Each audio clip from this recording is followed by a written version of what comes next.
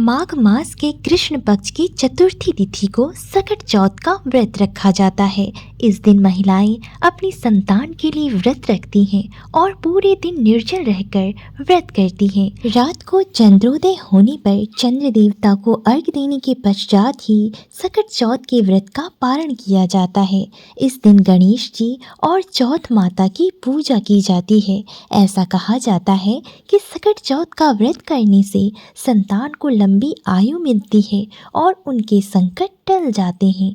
आज के इस वीडियो में हम सकट चौथ की एक पौराणिक कथा को सुनेंगे। इस कथा के अनुसार एक शहर में एक देवरानी और जेठानी रहा करती थी। देवरानी गरीब थी लेकिन उसकी जेठानी बहुत ही अमीर थी। देवरानी हमेशा ही गणेश भगवान की पूजा करती थी, व्रत रखा करती थी। देवरानी का पति जंगल से लकड़ी काटकर बेचता था और तब जाकर देवरानी का घर चलता था। देवरानी घर का खर्च चलाने के लिए जेठानी के घर का काम भी किया करती थी और शाम को बचा हुआ खाना लेकर जाती थी जिससे वह अपना जीवन निर्वाह करती थी। एक समय माघ मास के कृष्ण पक्ष को देवरानी ने सकट चौथ का व्रत रखा, लेकिन उसके पास पैसे नहीं थे, इसलिए उसने तिल व गुड़ लाकर तिलकुट्टा बनाया। पूजा करके तिल चौथ की कथा सुनी और जेठानी के यहाँ काम करने चली गई। उसने सोचा कि जब शाम के समय वह चंद्रदेव को अर्घ्य देगी, उसके पश्चात जेठानी के यहाँ से लाया हुआ खाना और तिलकुटा खाकर अपने व्रत का पारण कर लेगी। लेकिन शाम को जब वह जेठानी के घर खाना बनाई तो उसकी जेठानी का व्रत होने के कारण सभी ने खाना खाने से मना कर दिया। तब देवरानी ने अपनी जेठानी से कहा कि आप मुझे खाना दे दो, मैं अपने घर चली जाती हूँ। तब जेठानी ने कहा, आज तो किसी ने भी खाना नहीं खाया है, मैं तुम्हें खाना कैसे दे दूँ? तुम सवेरे ही बचा हुआ खाना ले जाना। देवरानी उदास मन से घर चली आई।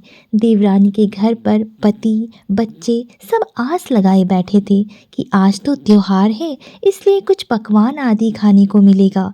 लेकिन जब बच्चों को पता चला कि आज तो रोटी भी नहीं मिलेगी तो बच्चे भूख से रोने लगे। उसका पति भी बहुत क्रोधित हो गया और कहने लगा कि दिन भर काम करने के बाद भी वह 2 रोटियां नहीं ला सकती। वह बेचारी गणेश जी को याद करती हुई रोते रोते पानी पीकर सो गई। उस दिन सकट माता बुढ़िया का रूप धारण कर देवरानी के सपने में आई और कहने लगी, सो रही है या जाग रही है? इस पर उसने कहा, कुछ सो रहे हैं, कुछ जाग रहे हैं। बुढ़िया बोली, भूख लगी है, खाने के लिए कुछ दे दे। तब देवरानी बोली, क्या दूं? मेरे घर में तो अन्न का एक दाना भी नहीं है। जेठानी बचा खुचा खाना देती थी, आज वो भी नहीं मिला। पूजा का बचा हुआ तिलकुटा छीके में पड़ा है, वही खा लो। सकट माता ने तिलकुट खाया और उसके बाद कहने लगी, निमटाई लगी है, कहाँ निमटे? उसने कहा, यह खाली झोपड़ी है, आप कहीं भी जा सकती हैं, जहाँ इच्छा हो वहाँ निमट लो। फिर सकट माता बोली, अब कहाँ पहुँचूं? अब देवरानी को बहुत गुस्सा आया कि उन्हें कब से परेशान किया जा रहा है। तब वो बोली, लो मेरी साड़ी से ही पोंछ लो। देवरानी जब सुबह उठी तो देखकर हैरान रह गई। उसका पूरा घर हीरो मोतियों से जगमगा उठा है। यह देखकर उसके घर के सभी लोग भी बहुत ही हैरान हो गए। उस दिन देवरानी जेठानी के यहाँ काम करने नहीं गई। जेठानी ने कुछ देर तो राह देखी, फिर अपने बच्चों को देवरानी को बुलाने भेज दिया। जेठानी ने सोचा कि कल उसे खाना नहीं दिया था, शायद इसी बात का बुरा मान गई है और इसलिए वो नहीं आई है। थोड़ी देर बाद जेठानी के बच्चे अपनी चाची को बुलाने के लिए उसके घर पर गए तो देवरानी ने कहा कि बेटा, बहुत दिन मैंने तेरी माँ के यहाँ काम कर लिया, अब सकट माता की कृपा से मेरे सारे दिन अच्छे हो गए हैं, अब मैं तुम्हारे घर काम के लिए नहीं जाऊंगी। तब बच्चों ने घर जाकर अपनी माँ से कहा कि चाची का पूरा घर तो हीरो और मोतियों से जगमगा उठा है। तब जेठानी दौड़कर अपनी देवरानी के पास आई और पूछा कि यह सब कैसे हो गया। तब देवरानी ने उसके साथ जो भी हुआ वो सब कह डाला। अपनी देवरानी की बात सुनकर जेठानी को बहुत ही लालच आ गया। उसने सोचा कि अगले साल मैं भी ऐसा ही करूंगी ताकि मेरा भी घर हीरे मोतियों से भर जाए। अगले साल जेठानी ने भी तिलकुटा बनाया और रात को सकट माता उसके भी सपने में आई और बोली कि भूख लगी है, मैं क्या खाऊं। तब जेठानी ने सोचा, अरे वाह, मेरे यहाँ तो सकट माता आ गई, मैं भी देवरानी की तरह ही बोल देती हूँ।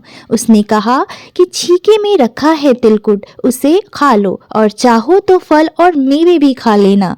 सकट माता बोली, अब निपटे कहाँ। तब जेठानी ने बोला, मेरे इस महल में कहीं भी निपट लो। फिर उन्होंने बोला कि अब पोछूं कहाँ। तब जेठानी ने कहा, कहीं भी पोछ लो। जब सुबह जेठानी नींद से जगी तो उसने देखा कि उसका पूरा घर बदबू और गंदगी से भरा हुआ था। उसके घर में कूड़े और गंदगी के अलावा और कुछ नहीं था।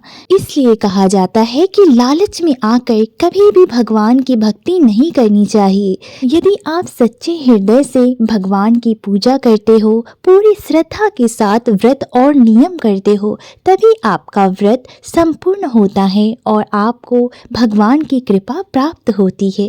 हे सकट माता, जैसे आपने देवरानी पर कृपा बरसाई, वैसे ही सब पर बरसाना। अब आप सुने सकट चौथ की दूसरी पौराणिक कथा।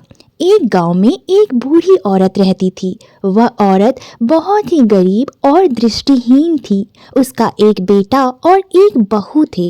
वह बुढ़िया सदैव ही गणेश भगवान की पूजा किया करती थी। एक दिन गणेश जी प्रकट होकर उस बूढ़ी से बोले, हे बूढ़ी माँ, तू जो चाहे सो मांग ले, मैं तुझ पर बहुत प्रसन्न हूँ। तब बूढ़ी बोली, मुझे तो मांगना ही नहीं आता, कैसे और क्या मांगूं। तब गणेश जी बोले कि जा, तू अपने बहू बेटे से पूछ ले और फिर मांगना। तब बुढ़िया ने अपने बेटे से कहा, गणेश जी कहते हैं तो कुछ भी मांग ले, बता मैं क्या मांगू। तब पुत्र ने बोला, माँ तू तो धन मांग ले। बहू से पूछा तो बहू ने कहा, आप नाती पोते मांग लो। तब बुढ़िया ने सोचा कि ये तो अपने अपने मतलब की बात कह रहे हैं। अतः बुढ़िया ने अपनी पड़ोसियों से पूछा तो उसकी पड़ोसियों ने कहा, तू तो अब थोड़े ही दिन जिएगी, अब तू धन और नाती पोते का क्या करेगी। तू तो अपनी आंखों की रोशनी मांग लेना, जिससे तेरी जिंदगी आराम से कट जाए।